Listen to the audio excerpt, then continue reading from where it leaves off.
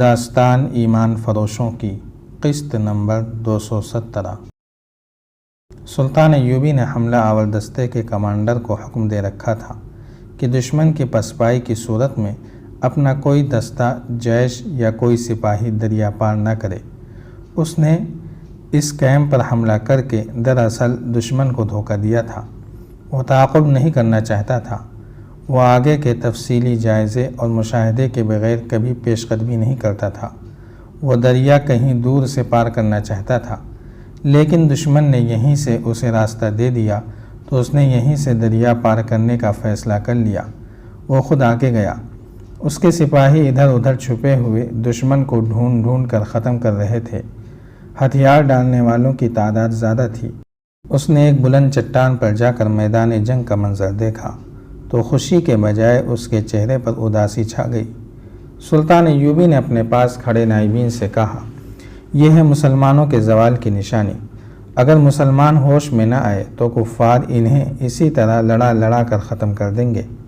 میرے رفیقو، مجھے کوئی یقین دلا دے کہ میں حق پر نہیں تو میں اپنی تلوار الصالح کے قدموں میں رکھ دوں گا۔ آپ حق پر ہیں سلطان محترم، کسی نے کہا۔ ہم حق پر ہیں، دل سے اب وسوسے نکال دیں۔ حلب شہر میں ہر آدمی آگ کا شعلہ بنا ہوا تھا۔ سلطان ایوبی کے دستے دریا پار کر گئے تھے۔ حلب سامنے نظر آ رہا تھا۔ سلطان ایوبی نے شہر کو دیکھا، اس کی وسعت، ساخت اور دفاعی انتظامات دیکھے اور جائزہ لیا کہ محاصرہ کیا جائے یا سیدھا حملہ کر کے شہر کے اندر لڑا جائے۔ اسے ابھی تک معلوم نہیں تھا کہ شہر کے اندر کی جذباتی کیفیت کیا ہے۔ اسے توقع تھی کہ شہری چونکہ مسلمان ہیں اس لیے وہ دونوں مسلمان فوجوں کی جنگ کے خلاف ہوں گے۔ غالباً اسی توقع نے اس سے وہ کارروائی کرائی جس نے اسے پریشان کر دیا۔ اس نے نفری سے نیم محاصرے کی ترتیب میں اپنے دستے آگے بڑھائے۔ لڑائی کی ابتدا تیروں کے تبادلے سے ہوئی، لیکن کچھ ہی دیر بعد اس نے محسوس کیا جیسے اس کے دستے پیچھے ہٹ رہے ہیں۔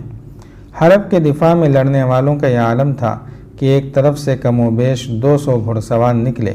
انہوں نے سلطان ایوبی کے ایک دستے کے ایک پہلو پر حملہ کر دیا۔ یہ بڑا ہی تیز اور دلیرانہ حملہ تھا جو پیادہ دستے پر کیا گیا تھا۔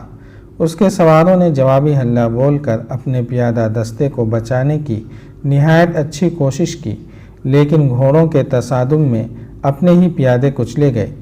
پھر یوں ہونے لگا کہ شہر سے ایک جیش پیادہ یا سوار نکلتا، ان کے پیچھے سے شہر کی منڈیروں اور بلند جگہوں سے تیروں کی بوچھاڑیں آتی اور حملہ کرنے والے جیش سلطان ایوبی کی صفوں میں گھس جاتے۔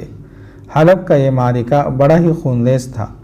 اس کیفیت میں سلطان ایوبی کے 2-3 جاسوس باہر نکل آئے اور سلطان ایوبی کو ڈھونڈتے ڈھونڈتے اس تک پہنچ گئے۔ انہوں نے بتایا کہ شہریوں کو کس طرح اس کے خلاف بھڑکایا گیا ہے اور شہر کے دفاع میں لڑنے والے اتنے فوجی نہیں جتنے شہری ہیں۔ سلطان ایوبی کو یہ تو پہلے ہی معلوم تھا کہ حلب کے باشندوں پر اس کے خلاف جنگی جنون طاری کیا جا رہا ہے، لیکن اسے اندازہ نہیں تھا کہ شہری اس پاگل پن سے لڑیں گے۔ وہ ان کی دلیری پر عش عش کر اٹھا، لیکن بڑے افسوس کے ساتھ کہنے لگا، یہ ہے مسلمان کی شان، ان کا عسکری جذبہ دیکھو، کفار مسلمان کے اسی جذبے کو ختم کر رہے ہیں۔ سلطان ایوبی نے اپنے دستوں کو پیچھے ہٹا لیا۔ اسے کسی نائب نے مشورہ دیا کہ شہر پر منجنیقوں سے آگ پھینکی جائے۔ سلطان ایوبی نے یہ مشورہ قبول کرنے سے انکار کر دیا۔ اس نے کہا کہ شہریوں کے گھر تباہ ہو جائیں گے، ان کی عورتیں اور بچے مارے جائیں گے، اسی لیے میں نے تباہ کار چھاپا ماروں کو نہیں بھیجا۔ اگر یہ شہر صلیبیوں کا ہوتا تو اب تک شعلوں کی لپیٹ میں اور میرے چھاپا ماروں کی زد میں ہوتا۔ جو مسلمان میدان جنگ میں آ کر لڑتے اور مرتے ہیں انہیں میں روک نہیں سکتا، اور جو گھروں میں بیٹھے ہیں انہیں مارنا نہیں چاہتا۔ اس نے چند اور دستے آگے بلا کر شہر کو مکمل محاصرے میں لے لیا اور حکم دیا کہ دفاع میں لڑا جائے۔ حملہ ہو تو روکا جائے، حملہ نہ کیا جائے، اور محاصرے کو مضبوط رکھا جائے۔ نفری کی بھی کمی تھی اور شہر کو تباہی سے بچانے کا خیال بھی تھا۔ جنوری 1175 عیسوی کا پورا مہینہ محاصرہ جاری رہا۔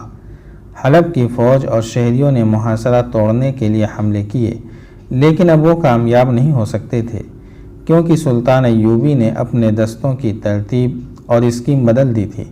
1 فروری 1175 عیسوی کی صبح سلطان ایوبی کو اطلاع ملی کہ تریپولی کا صلیبی حکمران ریمانڈ حماد کی طرف بڑھ رہا ہے۔ اسے ریمانڈ کی فوج کی نفری کی اطلاع بھی دی گئی۔ سلطان ایوبی کو پہلے ہی توقع تھی کہ یہ صورت بھی پیدا ہوگی، اس کے لیے وہ تیار تھا۔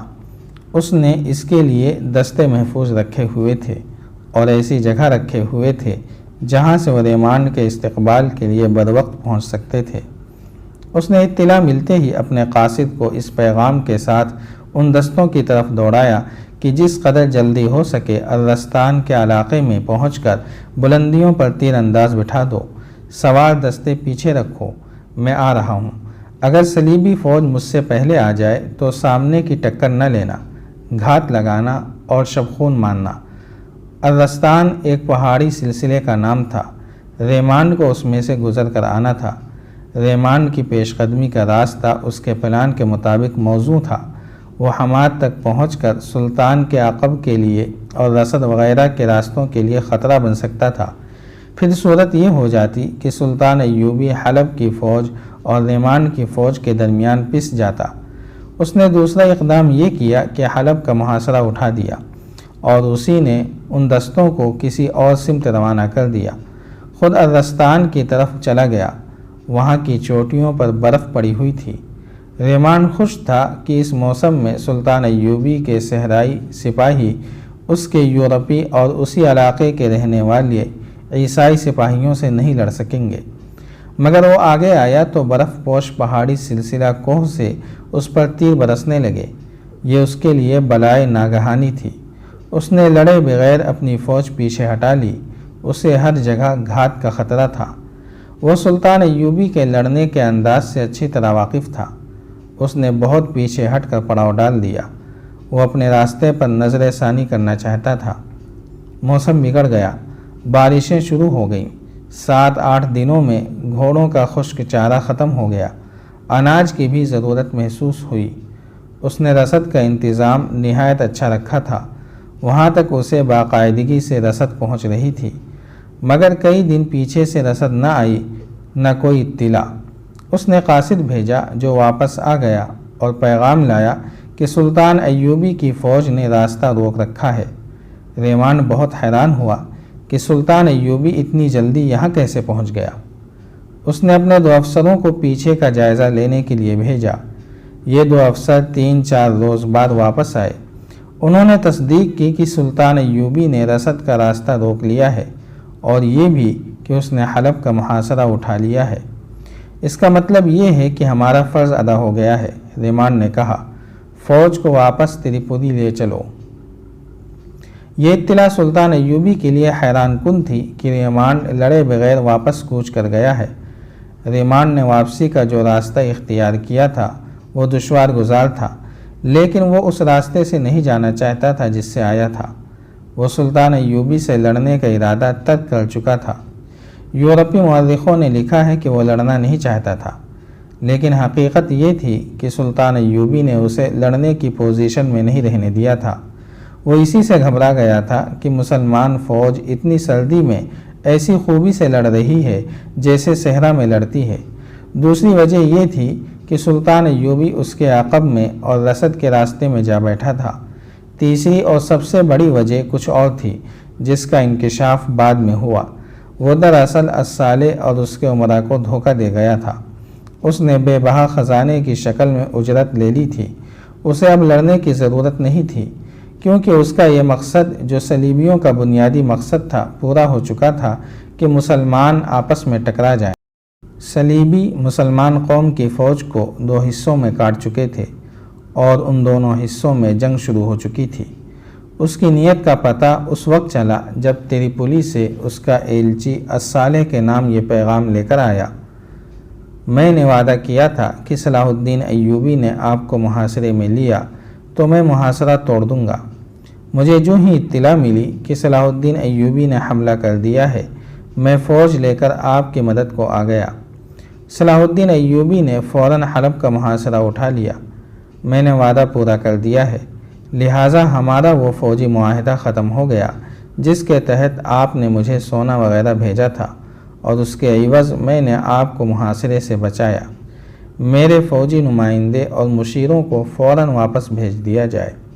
جاری ہے۔ اگر آپ کو یہ قسط وار سلسلہ پسند آ رہا ہے تو لائک، شیئر اور کمنٹ کے ذریعے ہماری حوصلہ افزائی کریں۔ جزاک اللہ خیرا۔